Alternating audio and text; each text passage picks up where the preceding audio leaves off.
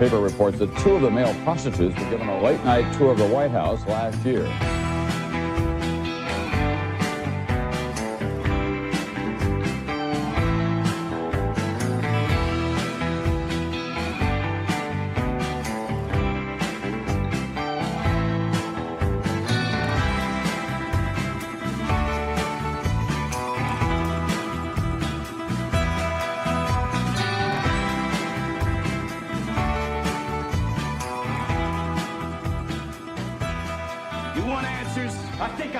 You want answers. I want the truth. You can't handle the truth. Welcome to the Nick Bryant podcast. Today, my guest is Colin Browen. He just came out with a documentary called Pedophile Island, the Darkest Place in America. Good to see you, Colin. How's it going, Nick? Not too bad. Nick and I know each other pretty well at this point. We've gotten to cultivate a friendship. Unfortunately, it's predicated on the darkest crevices of humanity, but it's a friendship nonetheless. Yeah, our conversations, I think, would shock most people. I don't think they can handle them. So, Colin, tell us about Pedophile Island, the Darkest Place in America. So 2 years ago, on TikTok, I want to rewind this. I started doing true crime stories. My wife and I, Courtney and I, co-host the podcast Murder in America, which we started in our bedroom. It's grown to be a very large podcast, and we're just so thankful and grateful of that. But back in 2022, I was researching the Oakland County child killings, and I was diving into that story. I knew that there were some unsolved murders there, and I was looking for something that was unsolved. And when I got past the Wikipedia page and actually started researching this thing, I came across all this information dealing with Christopher Bush, a pedophile ring in the Cass Corridor in Detroit, North Fox Island. And I was just shocked. I was flabbergasted. I mean, this is such a large story with so many victims, and it's so horrific. And I feel like nobody knows about it, especially before people like myself started trying to bring this to light. So I made a TikTok video series about the Oakland County child killings in North Fox Island. And those videos got about 24 million views. So that kickstarted my journey on TikTok. Now I spend a lot of time exposing sex traffickers and pedophiles and raising awareness about those things that a lot of times people are afraid to talk about on social media, because you will get blacklisted, or on TikTok you'll get community guidelines violations, which I get all the time for trying to just raise awareness about these things. For telling the truth. For telling the truth. Yeah, they will block your videos. My account's almost been banned, and it's all because I just use the word pedophile. Or I used to say like child pornography or child sex abuse materials, and I would get, videos taken down for that. So you have to censor it. But anyways, seeing that video series do well, really encouraged me to keep going, because this is a passion that I don't really know where it comes from, but digging into these stories and exposing these people, it's something that I felt like I was meant to do. And so when I had the opportunity to go visit North Fox Island in Michigan, this was like a place that for years I had wanted to go visit. It's off, I think 27, 28, I don't know the exact amount of miles, but out in the middle of Lake Michigan. And North Fox Island is the center point of the Francis Sheldon entire saga with the pedophile ring and child pornography production ring. So a little behind the scenes, it's very interesting, actually. We'll get into the story, but we came across a lot of roadblocks filming the documentary that were a little bizarre. We drove from Detroit to Charlevoix, Michigan. It's this tiny, tiny town on Lake Michigan. And that's the airport that you can take a chartered flight from that airport to North Fox Island. I believe it's one of like 2 or 3 plane services, the charter services that can bring you there. But we had this flight set up a month in advance.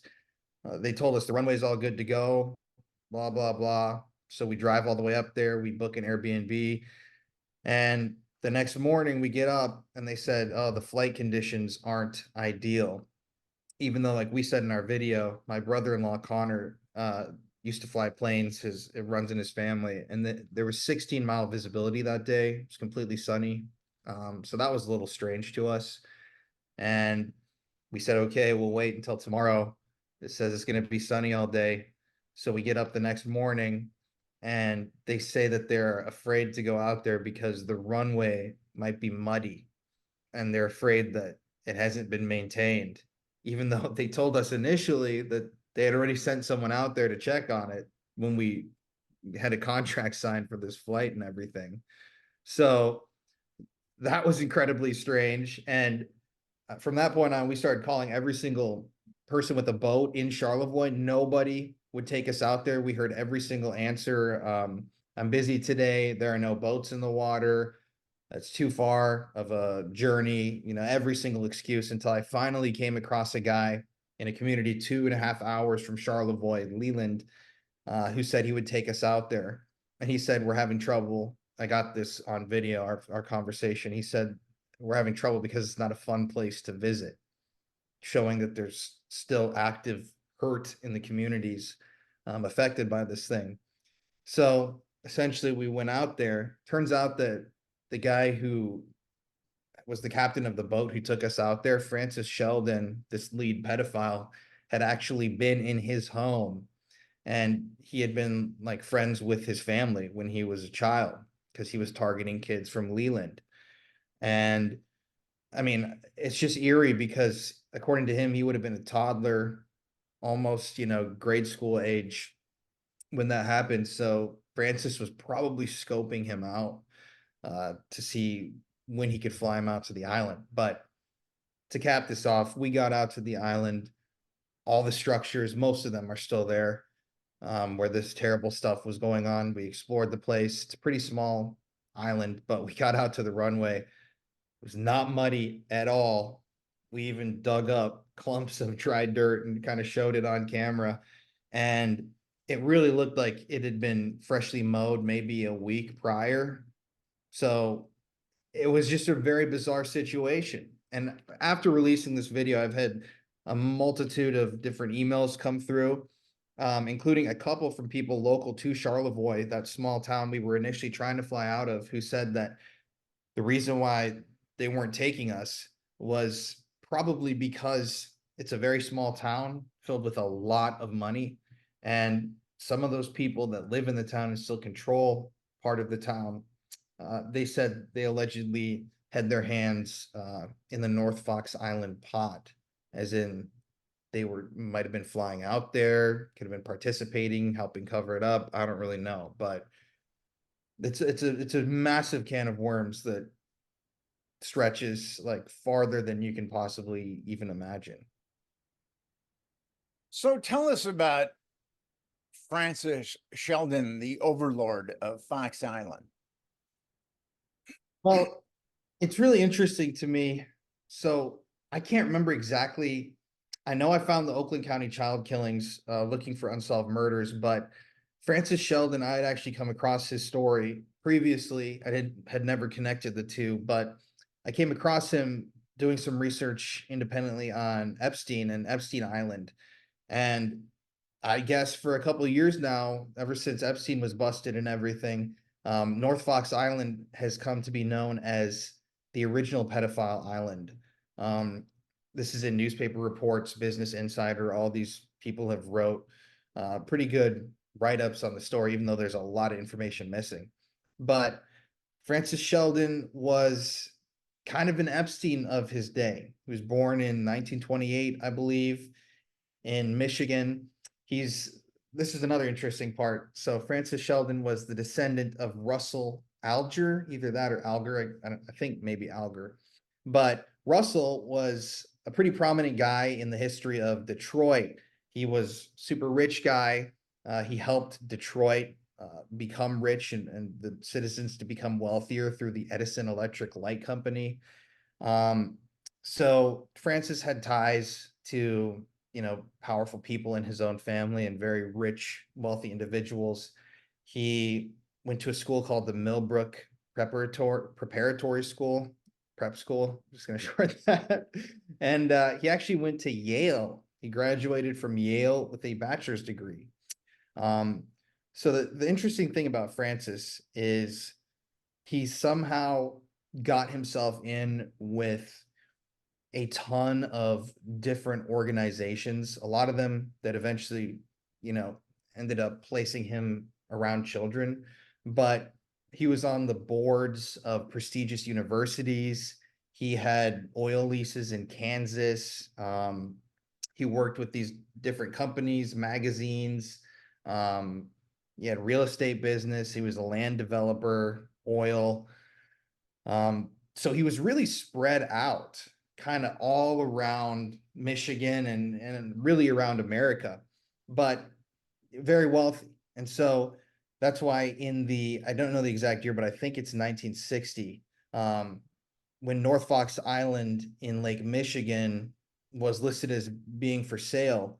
The government was trying to actually purchase the island. I believe it was for $3,500 was the offer that they were making the current owner. It was this lady. And Francis came in and offered 20,000. So he outbid the government. He won the island. And so he basically took possession of most of North Fox Island.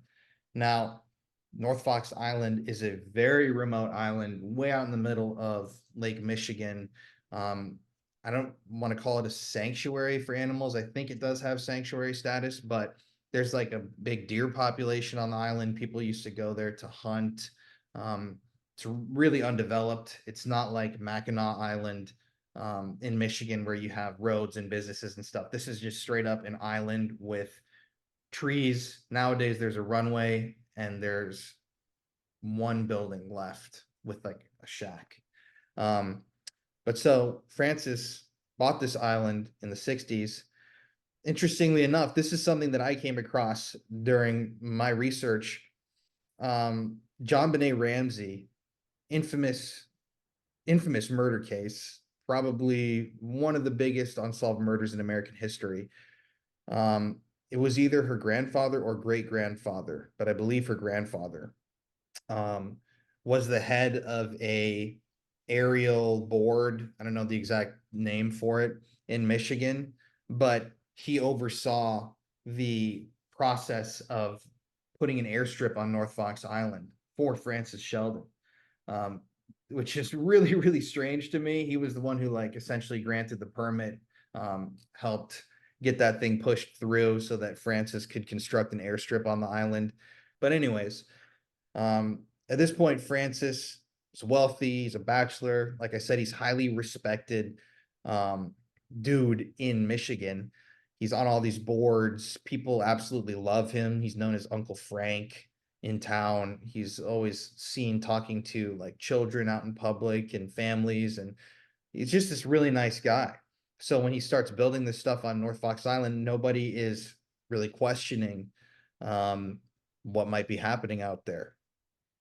And I don't know the exact timeline of when Francis Sheldon started exhibiting these pedophile behaviors, because it's very cloudy when you look into the very beginning of Francis Sheldon and when he started, molesting children and profiting off of this suffering. There's no real start point. But what I can say is that Francis Sheldon was good friends with the guy who ran a pedophile newsletter called Better Life Monthly. There are some examples online. Kathy Broad from the Oakland County child killer case, she's a sibling of one of the victims. She actually has posted a really lengthy thing about Better Life Monthly. But Francis Sheldon was a staff writer for the publication and a friend of the guy who basically ran and owned the entire thing. Now, Better Life Monthly wasn't a magazine, to my knowledge, that was publishing graphic child pornography, but they did have these graphic sketches of nude children that were in the magazine. And this was a way for pedophiles to connect with each other. They would basically place ads in there, and they had some really strange stuff. Like, they started eventually, as the magazine went on, or newsletter went on, they started including things like movie reviews where they would talk about how beautiful the young boys in each movie that just came out were. Just like really strange stuff. But this magazine started in March of 1974, and this is right at about the time when the pedophile ring operation on North Fox Island started. So through Better Life Monthly, that newsletter, Francis Sheldon, he wasn't writing columns in the magazine under his actual name. I believe they had like numbers that each pedophile person contributor was given. They had a unique number instead of a name that they used. But eventually, Francis Sheldon got connected through his writings in the magazine with a guy who was placing ads in that same Better Life Monthly. And that guy's name was Gerald Richards, or Jerry Richards. So Jerry's pretty disturbing, a pretty disturbed individual. Gerald Richards was a family man from the outside looking in. He had a wife, he had children. He worked at a religious school. He was a gym teacher. But what a lot of people close to Gerald didn't know is that to put himself through college and to get an education, he worked at a porno shop. I don't know the city, but that's how he was able to afford getting through school. And I guess once he started, diving into that world, there was no way that he could get out, because, and this is something that we'll see in the graph in a second that Gerald Richards draws out, is in the 70s, a lot of child pornography sales started at pornography shops. So Gerald was already in the world. But he also had this thing, and this is just a eerie side note in the story. He called himself Jerry the Magician. So Gerald would go around performing at schools, doing magic tricks. And according to newspaper reports and stuff that I could find, he was actually a fairly good magician, and he impressed the people that he performed for. So he was good at his job, and schools kept booking him. So he would do these tours. His wife eventually became a part of his act.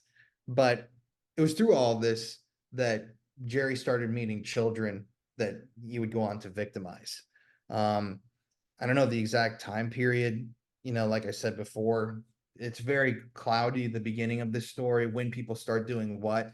But it is known that at some point during that time, Gerald Richards, the magician and school teacher, he started a pedophile child porn mailing service where people could subscribe to his service. It was kept very under the radar. They didn't send any photographs through the mail. It was just film reels. And Jerry had to find these children somehow. So he would typically victimize a child, recruit somebody, maybe the victim themselves, to be a groomer to go get other children to come. And this is a disturbing thing too.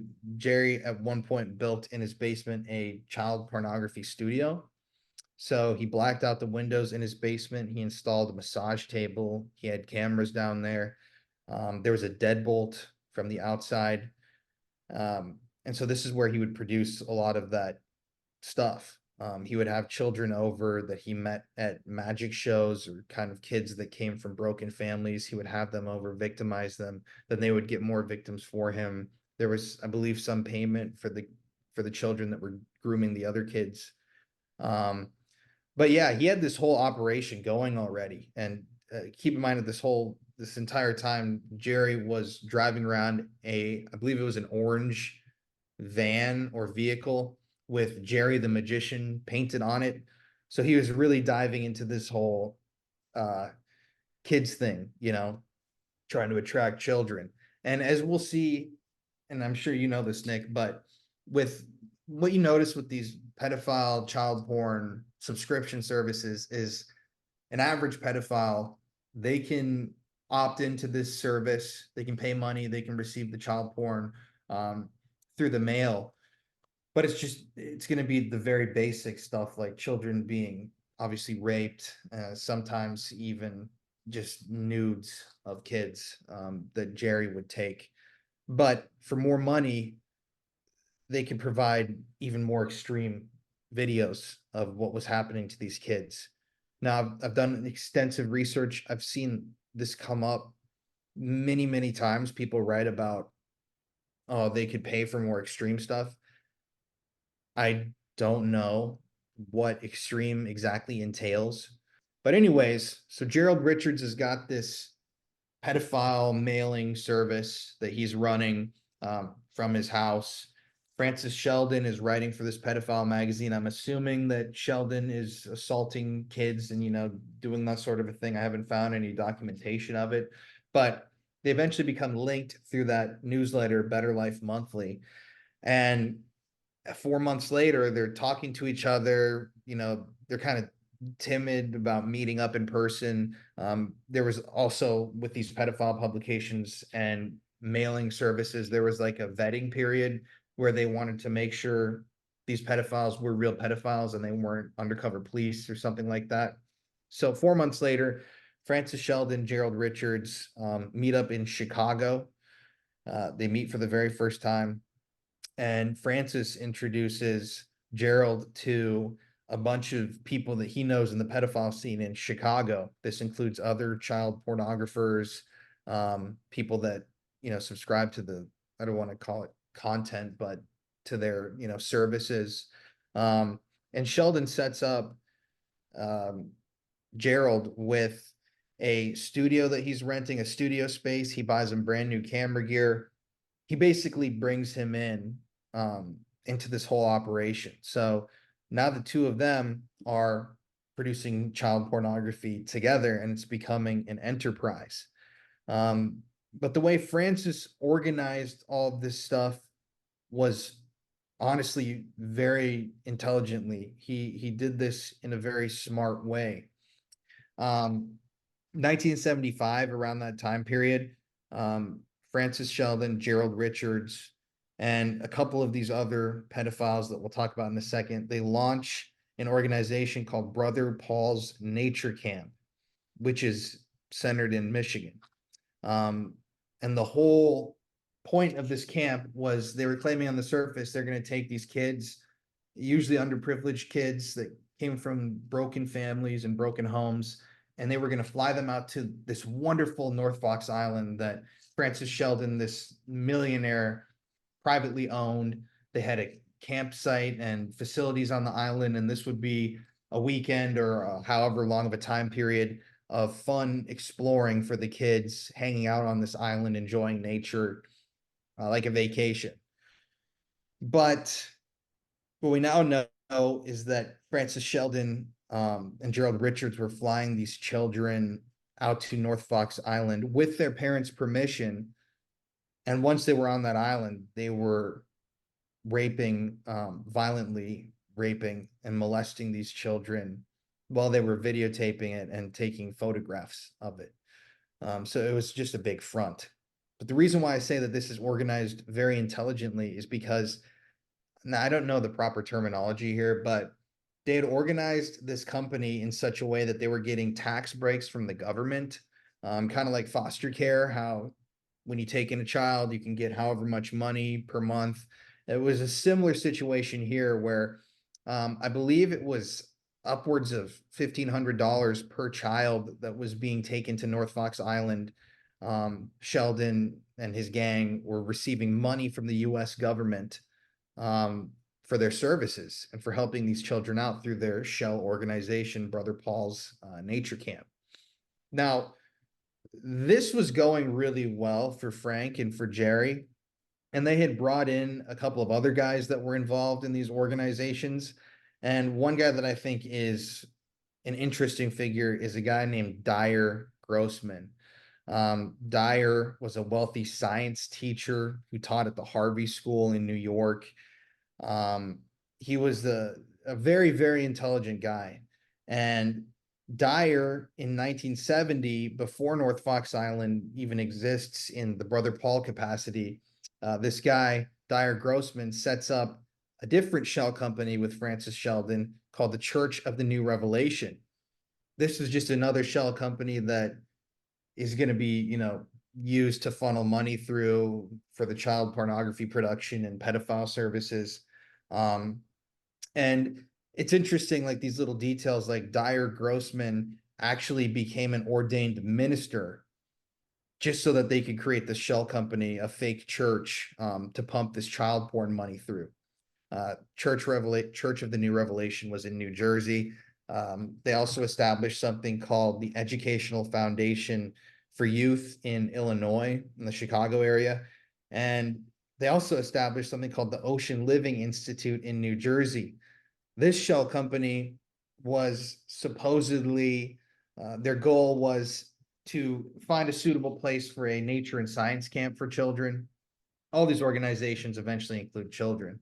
It's amazing how these predators really know how to prey on kids. Oh, always, especially in this, because they're always, and each of these companies, they're all, made and geared towards children.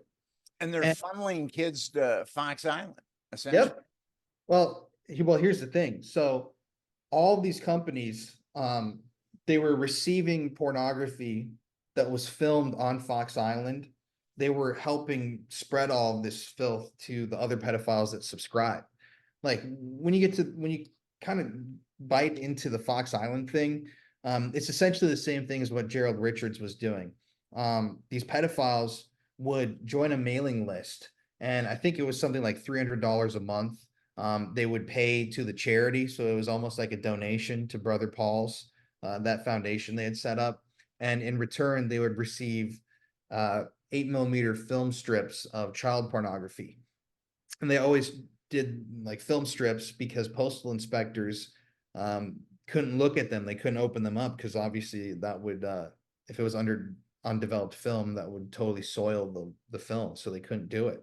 But that's how they had this whole thing going, is they had like hundreds of pedophiles that were paying money to receive this pornography that was being produced on the island. They could, like I said before, they could pay more money if they wanted more graphic content.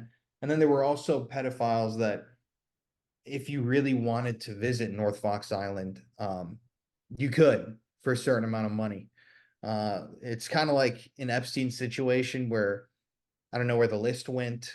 Nobody knows exactly who visited North Fox Island, but this was like a national, huge child pornography ring, that not only was funneling this stuff to other like shell companies to disseminate the child porn, but there's another, like Troop 137 in New Orleans has been linked to this, which was a pedophile Boy Scout troop that was pimping kids out in Florida. And then Father Buds in Tennessee. It's interesting because they were doing essentially the same thing, kind of a home for poor, disenfranchised children. Father Bud was this religious, I don't know what he was in the church, but he was running this place. He was producing child porn there, sometimes even with his own son on camera, which is disturbing. And Francis Sheldon, all disturbing. well, yeah. But then it's like there are certain things that you read that are just like, even if it's possible, like more like your own son is even like a line that's like, I know that these people don't have lines, but it's like, it's just incredibly dark. And then Gerald Richards gets busted. Well, yeah. And he gives up his buddy Francis Sheldon. Yeah, so for a long time the camp was running. I don't want to say a long time. The actual North Fox operations, I believe, began in 1974 or 5. And it was busted in late 76, or mid 76, I want to say. And the reason why it was busted was mothers of the children who were being flown to North Fox Island started coming to the police and saying, this is like, my son was molested by Francis Sheldon and his people on North Fox Island. But by this time, they'd already victimized dozens, if not over 100 children in just a 1.5, 2-year span. So I believe it was July 23rd, 1976 is when Gerald Richards is finally arrested. And one more thing I'll add that's interesting is one mom, this is in a police report that you could even put on screen if you want. One mother said to the police that she thought her son had been victimized by Sheldon, I believe, but she said she felt like Francis Sheldon was trying to abduct her son or convince him to come to the island with him again because he was flying circles around her house in his private airplane. I just thought that was interesting because I wouldn't doubt, that he would do something like that. But Gerald Richards gets pinched. Essentially, they find enough. I'm assuming that they found some of the child pornography, and they were able to link all of this together. But one of the interesting things here is that Francis Sheldon, even though like I said, I think that they had the child porn images with him in them. I don't know. I don't want to say for 100% fact, but I know that they had more than enough evidence against Francis to arrest him. But it took them over a week to secure an arrest warrant, even though they arrested Gerald Richards right away. And in that week, somebody tipped off Francis Sheldon. So he went to his offices in Ann Arbor, Michigan. He went to all the buildings that, he had offices and spaces in. He went to his homes and he cleared out, I'm assuming with the help of somebody else, but he cleared out every single file that he had about the clients, the people that had visited the island, his operation. Nobody knows where all those files went. They just, when the authorities got their search warrants, everything had been emptied. And Francis Sheldon was gone. He took off on his private plane. I don't know if it was from North Fox Island. I doubt it, but it was either there or most likely Charlevoix, that small town. And once he took off on the plane, he was never seen again. And I mean, that's just incredibly. You've got a notorious pedophile who has been traveling internationally. And if the FBI really wanted to locate him, I believe that Sheldon's probably getting money from his family. So if the FBI really wanted to locate him, I think that they could. I mean, he's probably an old man or he's dead now, but Well, I mean, that shows the corruption in this yeah, case. and Or it starts to show the corruption in this case. there's so much here. We could talk for, I mean, I've only gone to like a quarter of the shit, even with Dyer Grossman and Adam Starchild and the organization. Adam Starchild is a weird guy with links to politics and the Abscam scandal, and all of this stuff. But so when Francis Sheldon was gone, I think it was the week that he got his arrest warrant handed down, an 18-year-old victim of his who was previously molested by Frank took a shotgun and killed himself. So this became a massive scandal in the news. And so all eyes were on Gerald Richards. And Gerald was actually very open with investigators. It's kind of crazy. I think that's what Nick, you're wanting to pull up, is this document that the investigators had Jerry Richards actually draw up. This is a very, very comprehensive document. It is just like insane when you start digging into this and you see how widespread this entire pedophile network is. And it's very confusing and kind of hard to understand. It's taken me a while, and there's still so many leads on here that I've never even looked into, but you can see at the very top, porno shops. That's where a lot of this stuff started, where the child porn was sold. The direct mail service, like Jerry Richards and North Fox Island, like they were doing. That's where this child porn was traveling to. But down here is kind of the machine that was producing all this stuff. Like if you see, there's a circle to the left, the Church of the New Revelation. That's the fake church that Sheldon and Dyer Grossman set up. But if you keep zooming in on that, there are additional camps. There's a children's nudist camp in Vermont. All these, like, I know that they got the minister's license. That's what Dyer got.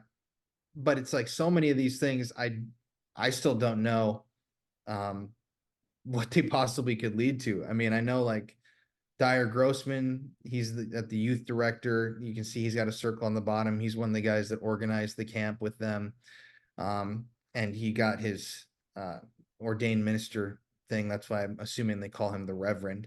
Then there's also up top, like the boys farm in Tennessee. There's a boys ranch in Texas. These photographers that were once again providing the child porn.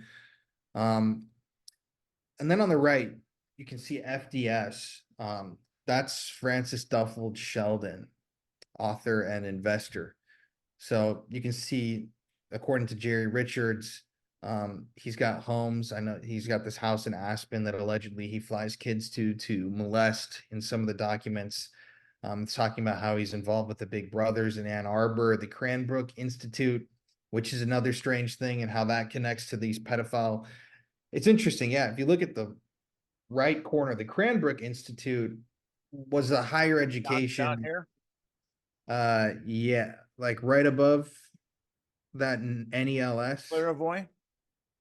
Yeah, right above that. It's kind of Okay. like, it says Cranbrook Institute, but I was just doing some research for my Pedophile Island documentary, and Francis was really embedded in this Cranbrook Institute. So it's a very strange kind of side note in this whole thing, is for academics and people like that. And I was looking up photographs, trying to search for photographs of this pedophile. I don't know, I think he was a minister of a church in Detroit who was involved in a separate pedophile ring. And I came across a photograph of him posing for a photo shoot with the Cranbrook Institute. And it was a direct link right there that I'd never seen before. And this was a guy in Detroit who was running kids through a church with people associated with North Fox Island. So it's really, it's just interesting stuff. You know, all these little side notes on here can lead you in so many ways. But yeah, then the bottom, you've got Charlevoix. That's the town that we were staying in. The airport, obviously. NELS, I know somebody had given me that acronym. It's an acronym. I can't remember what, but I remember that it's an acronym. But there's all these leads, like Frank's second car, the town that Frank built. It's a really crazy document, because you've got So up what top. we're seeing is a huge machine that's going to molest children and produce child rape material. I mean, that's ultimately what it does. Oh yeah, there's thousands of victims just associated with this one page. And then same with the pedophiles that were consuming all this stuff. I mean, there's got to be tens of thousands of them that were writing into these mail. And I mean, I know John David Norman, when he was busted, another pedophile, his Rolodex had, I want to say, 100,000 names of pedophiles that were subscribed to different services. And that's just one guy. Then you look at this entire graph and all of these, like Hermes, that's a pedophile magazine that I know Sheldon or Gerald Richards was associated with. And there's a lot of stuff on here that's still unexplained, stuff that's really confusing. But in the story, Dyer Grossman, he was the guy who helped Sheldon incorporate a lot of these companies at the time, right before they got busted. He was actually scoping out an abandoned Girl Scout camp on the East Coast because he was looking for places to set up that marine science summer camp for kids that we talked about. But Dyer Grossman was never caught. When all this came out, he fled. The police actually arrested him. He gave them a false name. They let him go. And to this day, he's also never been apprehended or caught. Same with Francis Sheldon. But yeah, Francis is directly tied into the Oakland County child killings as well. That's a whole nother rabbit hole to get into. But there's a very interesting document. And this is stuff that I find really compelling. So Francis Sheldon has this huge pedophile operation on North Fox Island. And at around the exact same time, 4 kids are abducted, held captive for days, sometimes up to 18, 19 days, and then found murdered in Detroit. So people are searching for any sort of connection there. And the North Fox connection doesn't really happen until like a decade or two ago. And this all happened in the 70s. So this is like 40 years on. And basically the Cass Corridor in Detroit back then was a very rough neighborhood where people would go to buy drugs. There was prostitution everywhere. It was a very, very rough part of town. And the pedophilia there was open. You had child prostitutes walking the streets, people selling child porn at the porno shops, literally over the counter, in this part of Detroit. And a bunch of the suspects in the Oakland County child killing case were operating as pedophiles in the Cass Corridor at the time. Now, let me set this up. Over a 13-month period in 1976 and 1977, there were 4 children that were found dead that had been abducted and they were murdered. Yeah, and initially also authorities tried to say that the kids were not sexually assaulted, but it later came out that they were, when police reports and the autopsy reports were actually examined decades later. But so the Cass Corridor is this like haven for pedophiles back then. And that's just north of Detroit. Yeah, it's just right in kind of Detroit proper area. And these people are receiving child pornography from somewhere. And that's where Francis Sheldon comes in. He's connected through these operators that are moving this child porn and, sexually assaulting children in the Cass Corridor. He's been linked to a couple of these suspects that are known through documents and police reports, ledgers, stuff like that.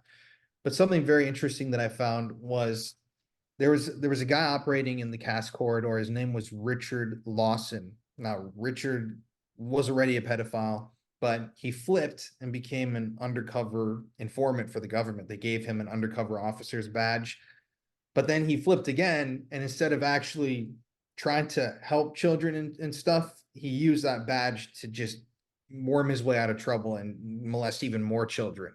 So this guy was a terrible dude.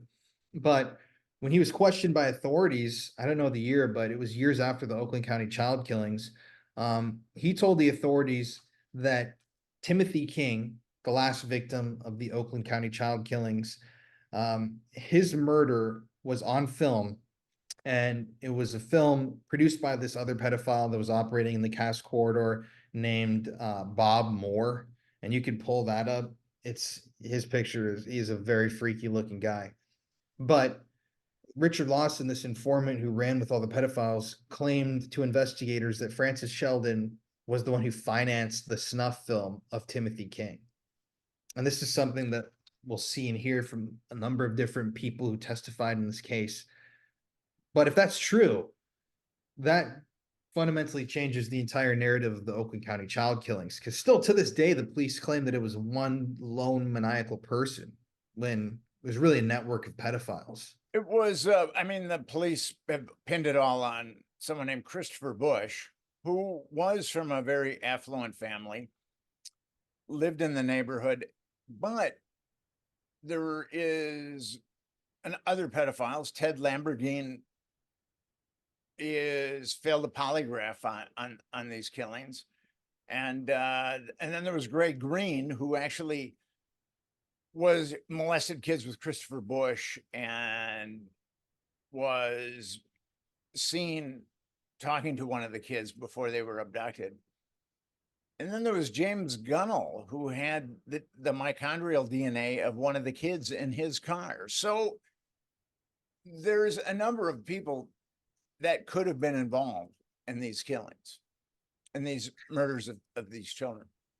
Yeah, I think they were all involved in some capacity, whether they were abducting these kids, passing them around, whether some were involved and some weren't.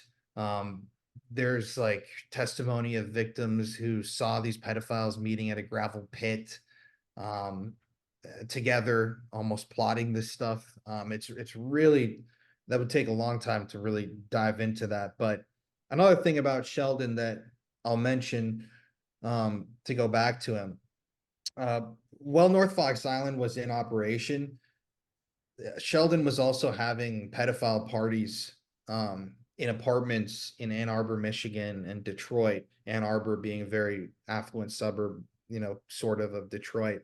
And he was also apparently flying children to places like Aspen, Colorado, to his winter home there.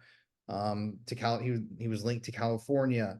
And so Francis wasn't just producing child porn on this island. He was running a pedophile network where he was pimping these kids out.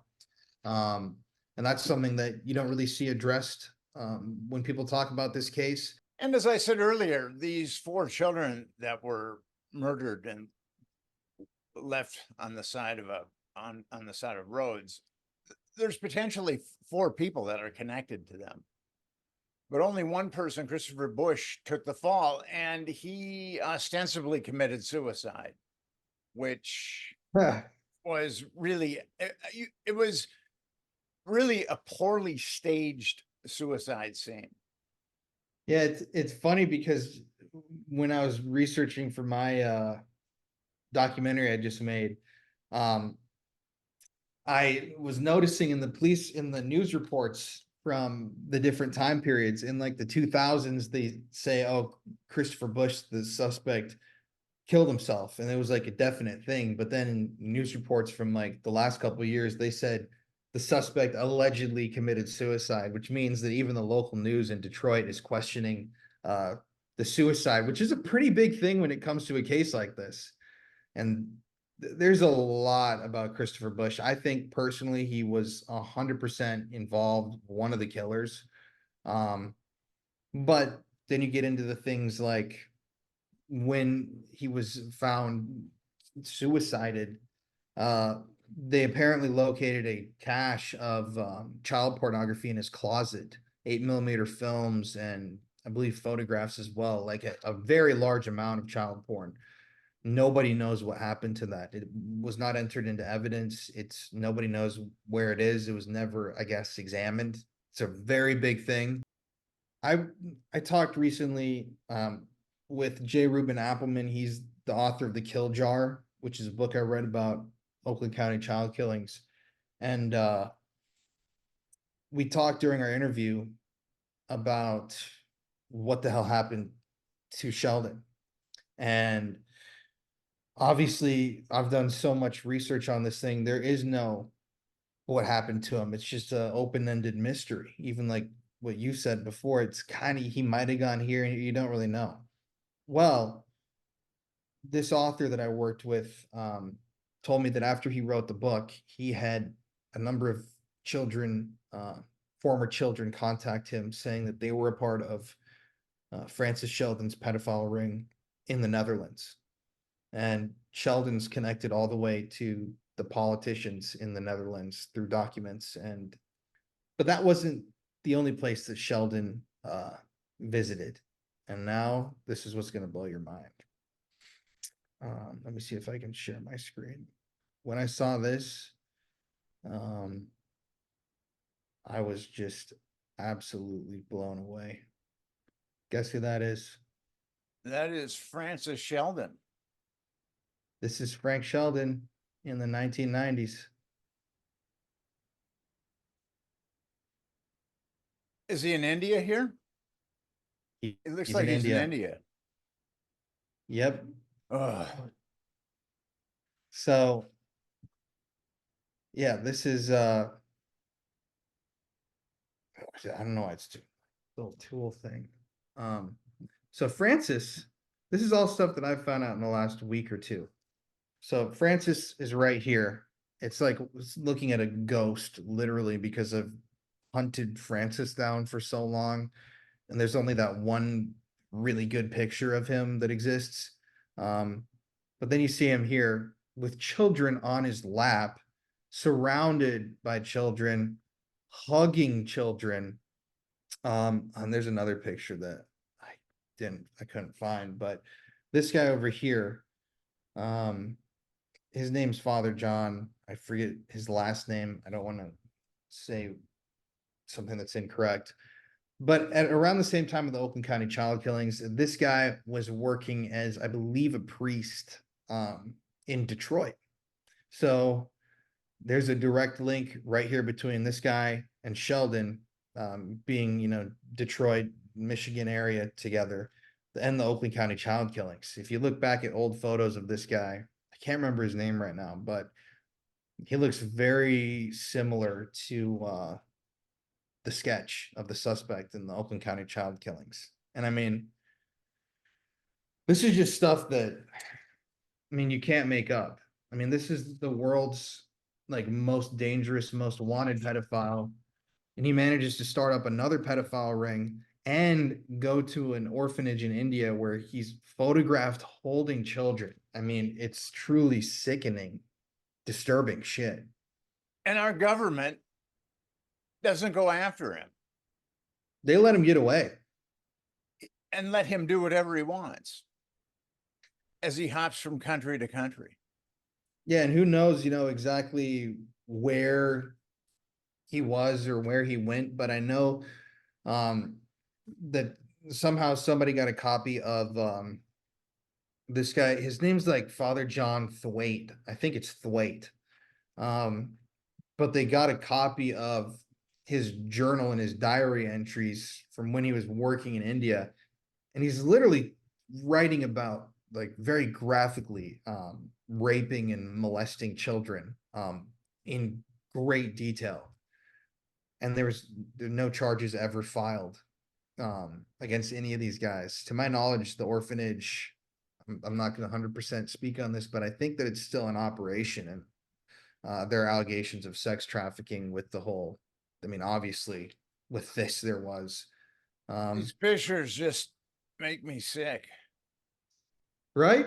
It's literally, I mean, this is the most dangerous predator, arguably one of them in American history. The amount of children they victimized, and he allegedly had his hand in the murders of children too. And not only was he allowed to flee the United States, but he was never extradited. So he was able to start a whole nother pedophile ring. And then he was able to wriggle his way into an orphanage and victimize who knows how many more children. Yeah, so when I came across this the other day, I was just like astounded. Sheldon, I mean, it's literally like, it's just the eeriest thing. Yeah, I'm pretty stunned knowing the kind of monster that this guy is and what he's gotten away with. And then he just moves his operation to the other side of the Atlantic Ocean. And he's so bold. I mean, it's just so bold. Like, not only is it, I think what shocked me when I saw this stuff is not only is it a picture of this pedophile who apparently disappeared that nobody could track down. It's not only that, it's a picture of the pedophile with different kids in every picture. I mean, it's just, yeah, shocking. That's why, I felt like if we're going to talk about Sheldon, kind of have to share that new information that I came across in the last week and a half.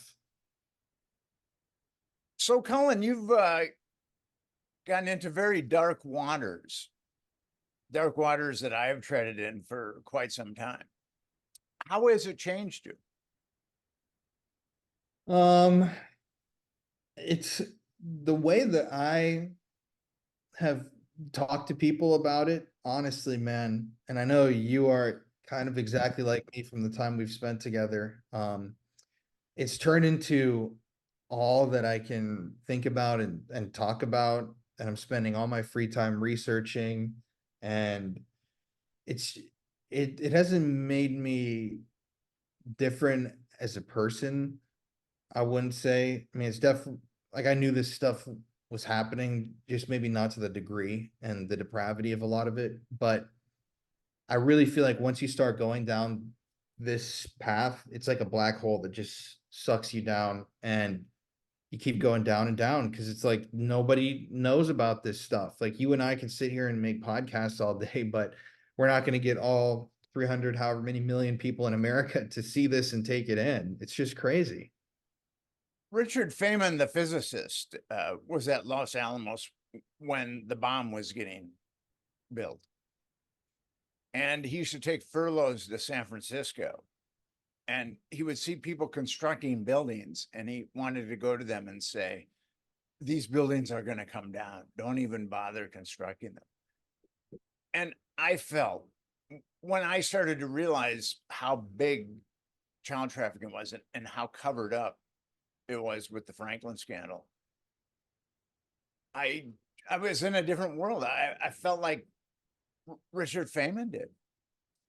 That I wanted to tell people, but nobody really wanted to listen to me. I mean, I ultimately wrote a book, but once you've got that kind of knowledge, it's really hard to turn back because you want to do the right thing. And some people become destroyed by that, going into that black hole. Yeah, it's I feel Epstein busted this kind of thing wide open for a lot of people. Even just opening their minds to the fact that this could be happening. But you know, the thing about it is, there are people, there are millions of Americans that don't think the government covered up Epstein. Millions. I mean, they haven't been able to surmount that cognitive dissonance.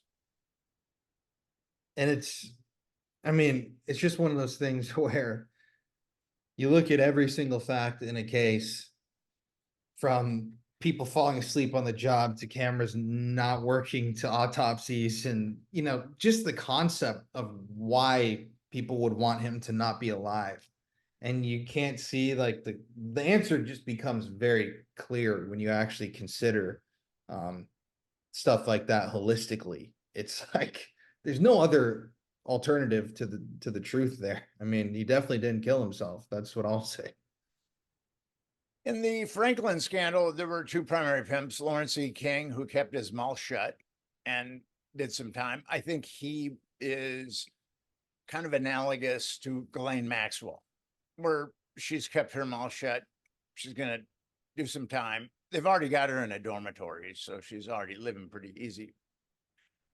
And there was Craig Spence, who could not keep his mouth shut. He was used to the high life. He was not going to go to prison. And I do think Spence killed himself. I do. A lot of people think that he was suicided, but I think that Spence was told, either you do it to yourself or we're going to do it to you. And that deal might have been made with Epstein too. I don't know, but Spence definitely killed himself. So the government was able to quiet up Franklin, and then the government was able to put tabs on or quiet up Epstein. And most people don't even know about Francis Sheldon and the snow killings. Yeah, that was. Even though there's been two good books written about it. But that's the thing, man, is like, even though there are these books, these TV shows, it's just shocking, especially coming from my perspective, where I have social media, like decently large size followings. But I still go through and read all the comments and interact with people.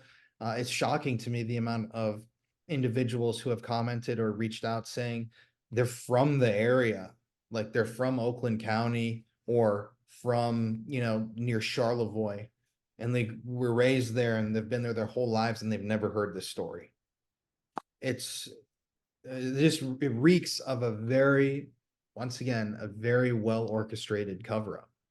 According to state and federal law enforcement, not a single child was molested by the Franklin Network, which is kind of mind-boggling because it devoured so many children. And when I saw Epstein, basically Epstein popped up on my radar a couple of years after the Franklin scandal was published, about 3 years after the Franklin scandal was published. And then I didn't want to go down there. I mean, the Franklin scandal had taken a lot out of me and I was really broke, but I somehow summoned the resources and the will to go down to Florida and look into Epstein. And that's when I got his black book. And then I started calling victims. And then I realized this is a network. These women were talking about getting flown around.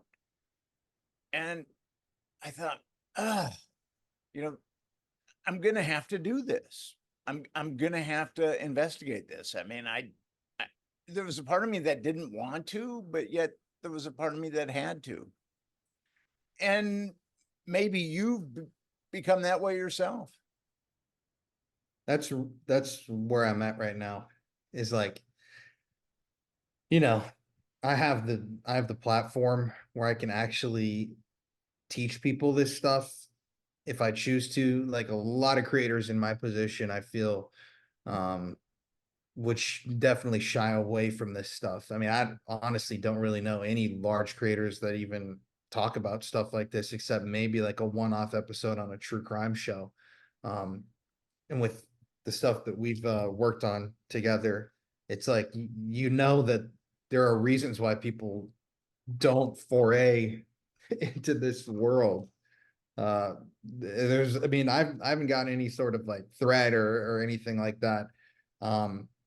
But I've definitely suffered from the social media tyrants coming down and saying, like, even my Pedophile Island video, immediately it was demonetized, which I'm not saying that I'm trying to make money off of this. The reason why I say that is because that video cost $5,000 to create. So if you're looking at it as a creator, most people, if you create content like that and you get demonetized every single week, there's going to be no incentive to create this sort of expose, because you're just going to be losing your house. You're not going to be able to make your payments on anything. And it's another way that they've managed to keep people quiet. Same with TikTok. Like, I say Franklin was not a very good career move for me. yeah, to say the least. Well, you're still here, man, and Hey, man, we've I'm got still some here. really And cool I'm stuff still coming. fighting, and I'm meeting people like you that want to continue the fight. And we've started Epstein Justice, and I really hope and pray that we can have an impact with Epstein Justice. Actually, I do believe that we will. That more and more people are waking up to this, because there are people like you and others that are really shocked that they're living in this kind of a world, and they want to do something about it. A lot of people are despondent and ultimately decide that they can't do anything, but there are people out there that want to do something about this and actually change the world for the better. And I think we can do that. Here we are, trying. Colin, I want to thank you for coming on the Nick Bryant podcast. Thank you for having me, man. It was a pleasure. I've seen so many of these, and I know you very well now. So it was an honor, man. Thank you. Oh, thank you. And I will talk to you. Got a lot to talk about, man.